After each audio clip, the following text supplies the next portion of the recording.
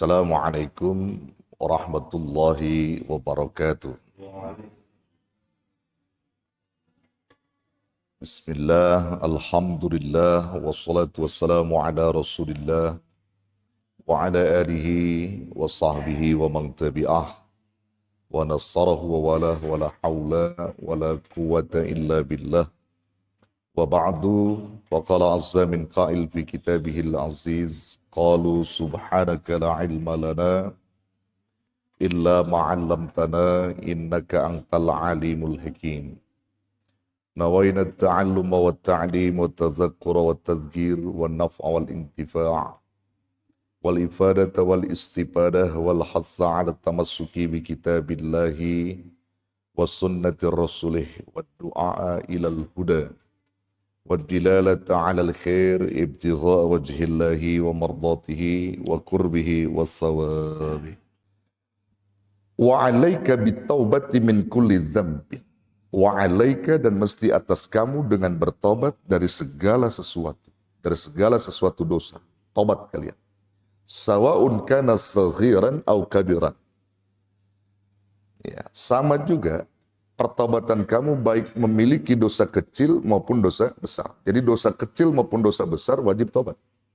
Jadi wajib tobat. Terlebih ada di bulan Rajab ini kita berbuat salah, maka kita wajib bertobat. Baik dosa kecil maupun dosa besar.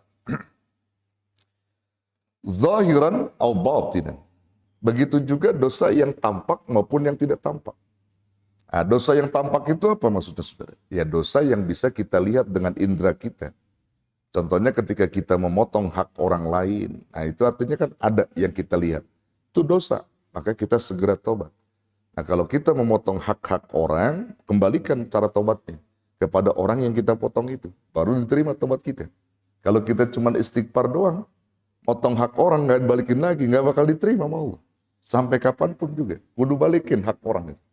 Misalnya kita motong hak orang nih, ya motong aja hak orang gitu, kita potong gitu. Lalu kita tobat, astagfirullahaladzim, nangis darah sekalipun kita di depan Allah, Allah belum mau terima tobat. Kenapa? Karena itu hak orang, balikin dulu hak orang itu. Kalau kau udah balikin, minta maaf sama dia, nah, tobat, terima sama Allah. Nah, itu namanya zalim kepada orang lain. Itu zahir, Pak. Nah, ketika kita dosa zahir tadi, dosa yang tampak tadi, segera kita tobat. Nah, yang lebih fatal lagi adalah menyangkut apa? Au batinan. Dosa yang batin. Dosa yang tersembunyi, yang ada di hati kita. Nah, ini. Tadi yang saya bilang, dendam, apalagi itu? Permusuhan, dengki, hasad, sombong, itu semua dosa, saudara. Yang tersimpan di batin kita juga wajib tobat. Kalau kita beribadah, berzikir, masih menyimpan dosa batin, itu jadi masalah. Masih jadi masalah di hadapan Allah. Salatnya rajin, puasa rajin, tapi masih nyimpan dendam. Masih nyimpan dengki dengan orang, masih hasad dengan orang. Itu namanya au batinan, dosa yang menyangkut batin. Ini yang rada susah, saudara. Nah, bukan sebenarnya rada susah, artinya kembalinya kepada diri dia. Kalau dia itu berpikir jernih bahwa apa yang dia simpan dalam hal batin tadi adalah dosa, kalau dia orang yang berpikir, dia segera bertobat. Terlebih ketika dia disampaikan umurnya di bulan Rajab ini. Ketika umur dia ada di bulan Rajab, dia masih menyimpan dosa-dosa batin, maka segera bersihkan untuk berzikir, bertobat pada Allah. Jangan ada dengki lagi dengan orang. Jangan ada hasad-hasud dengan orang. Jangan ada ghibah. Jangan ada sombong begitu. Jadi kalau dia masih menyimpan sombong juga, masih menyimpan dengki juga, masih menyimpan amarah, dendam, dan kepada siapapun dia melakukan itu, terlebih kepada saudara-saudaranya, itu akan jadi masalah berat di hadapan Allah. Itu benar kata Imam Ghazali. Kata Imam Ghazali apa? Dalam satu kitab beliau menyebutkan, nanti kau jumpai banyak orang yang rajin sholatnya, orang yang rajin puasanya, namun sayang sesungguhnya mereka tidaklah sholat, mereka tidaklah puasa. Ketika ditanya, kenapa bisa seperti itu sih? Secara zahir mereka sholat, secara zahir mereka puasa, namun batinnya tersimpan dosa. Apa maksudnya? Dia masih bermusuhan dengan saudara, dia masih dengki dengan tetangga, dia masih mau melakukan dendam-dendam dengan orang. Sholatnya rajin, puasa rajin, Zahirnya kau lihat seperti itu, tapi sesungguhnya mereka bukan orang yang sholat. Mereka bukan orang yang puasa. Nggak dihitung sholatnya, nggak dihitung puasanya, lantaran punya dosa batin. Na'udzubillah, summa na'udzubillah. Kita nggak mau begitu, saudara ya. Nggak mau. Capek kita, lelah kita beribadah, tapi batin kita kotor, saudara. Batin kita itu rusak. Dengki sama orang. Bahasa orang Betawi bilang dia marah dengan saudara sampai 7 mulut nggak tegur sapa. 7 mulut artinya saking lamanya gitu. Saking lamanya sama saudara kagak tegur sapa. Tuh. Nah, ini artinya apa, saudara? Diingatkan. Di bulan Rajab ini kita diingatkan. Ayo. Kita buang segala bentuk dosa-dosa batin kita tadi. Yang menyangkut dengki, dendam, amarah, dan seterusnya. Ayo buang dah, buang. Jangan ada lagi. Karena kalau kita masih menyimpan juga, na'udzubillah, summa na'udzubillah. Itu tadi yang dibilang, sholatnya rajin, puasa rajin, sesungguhnya mereka bukan orang yang berpuasa. Bukan orang yang sholat. Kan ngeri, saudara. Kalau kita rajin sholat, rajin puasa, disebut bukan orang puasa. Marah nggak kira-kira? Oh marah dong, kagak enak kita. Yang nanti kata dalam hadis juga disebutkan, saudara. Jadi banyak orang yang berbondong-bondong, saudara, pengen mengambil pahala sholat. Pahala puasa yang saat itu Allah buntel sholatnya, Allah buntel Allah bungkus tuh sholat dan puasanya dilempar ke muka dia. Ambil tuh kata Allah. Bukan pahala, itu yang kau mau. Kenapa? Karena sholatnya ria, sholatnya masih nyimpan dengki, sholatnya masih nyimpan amarah, sholatnya masih nyimpan dendam kepada sesama. Itu semua adalah hati, dosa hati yang dilakukan. Maka saat itu lelah letih dia tidak membekas ketika berjumpa dengan Allah. Na'udzubillah, summa na'udzubillah. Kira-kira mau begitu, saudara? Mau nggak kira-kira? Nggak ada manusia yang mau begitu. Capek doang ibadah, kagak dapat apa-apa. Lantaran tadi masih nyimpan dendam sama orang. Masih hasud, masih dengki sama orang. Kan gitu. Nah, ini kita diingetin, saudara ya. Di bulan Rajab ini kita lagi diingetin nih. Lagi diingetin. Supaya kita bisa mengintrospeksi diri kita. Mau masuk bulan Sya'ban dan Ramadan. Ya. Masya Allah. Ini luar biasa, saudara. Ya, kita diajarin, kita diingatkan. Ya, kenapa demikian? Pentingnya kita bertobat. Fa inna taubata awwalu qadamin yadha'uhal 'abdu fi tariqillah. Subhanallah. Luar biasa ini. Fa inna taubata, karena sesungguhnya tobat itu awwalu qadamin. Langkah pertama yadha'uhal 'abdu yang diletakkan seorang hamba fi tariqillah, di dalam jalannya Allah. Jadi orang-orang yang ingin berada di jalan Allah, langkah pertamanya itu tobat, saudara. Tobat. Langkah pertamanya itu tobat. Kita pengen sholat, langkah awalnya tobat sebelum sholat. Kita pengen silaturahim, langkah awalnya tobat sebelum silaturahim.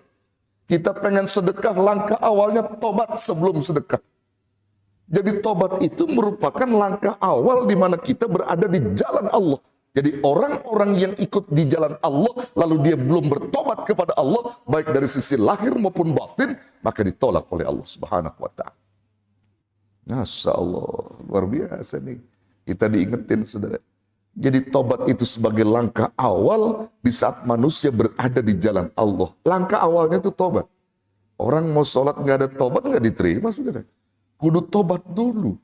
Maksudnya apa? Buang lahirmu, buang batin. Artinya dosa lahir buang, dosa batin buang. Begitu.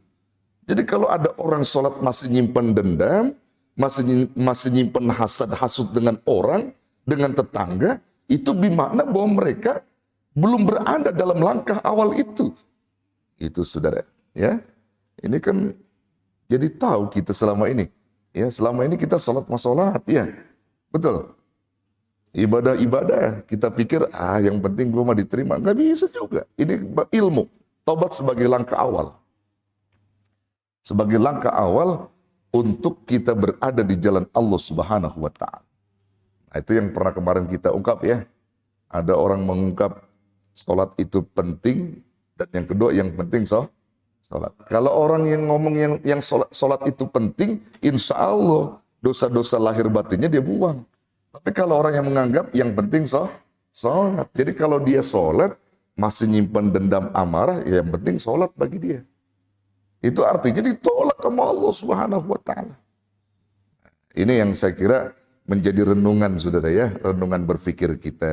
Jadi kita duduk di majlis ilmu sebenarnya diingetin, Pak.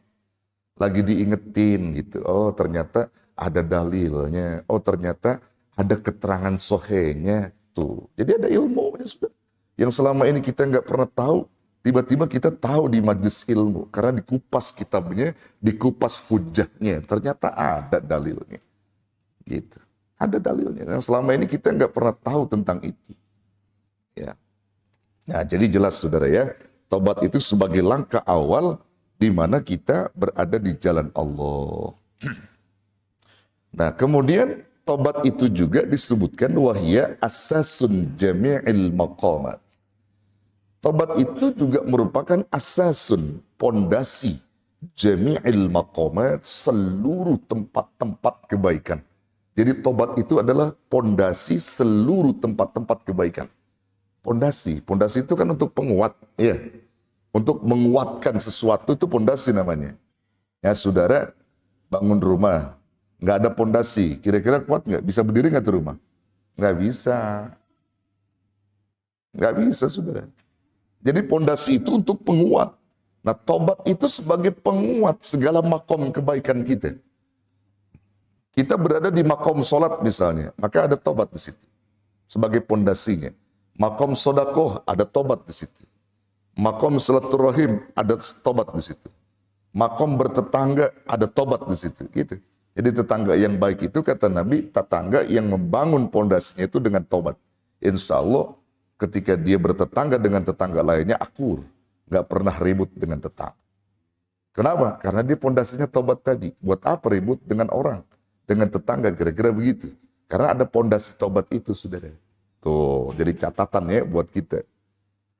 Jadi catatan, pondasi tobat itu merupakan kemuliaan, ya, kemuliaan dari Allah buat orang hamba-hambanya yang bertobat ini. Jadi tobat sebagai pondasi seluruh kebaikan, tempat-tempat kebaikan. Kenapa demikian? Allah Subhanahu wa Ta'ala amat sangat mencintai orang-orang yang bertobat. Wallahu yuhibbut tawwabin. Dan Allah senang terhadap orang-orang yang tobat.